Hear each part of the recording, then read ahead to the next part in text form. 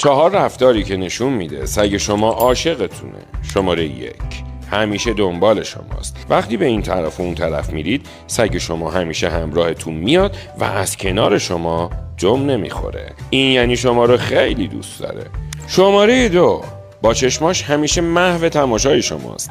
وقتی با سگتون صحبت میکنید یا فقط بهش نگاه میکنید، اگه متوجه شدید که خیلی با دقت داره به شما نگاه میکنه، بدونید که به شما اهمیت میده و عاشق شماست. شماره 3: وقتی کنار شما قرار گرفته، بدنش ریلکس و تمام عضلاتش شله، چون به شما اعتماد داره و کنار شما حس خوبی رو داره تجربه میکنه. شماره 4: اگه برگشتید و دیدید رو صندلی شما یا رو جای شما نشسته، بدونید در نبود شما بیشترین بوی شما رو از جای شما داره میگیره و بدونید که بسیار بسیار عاشقتونه.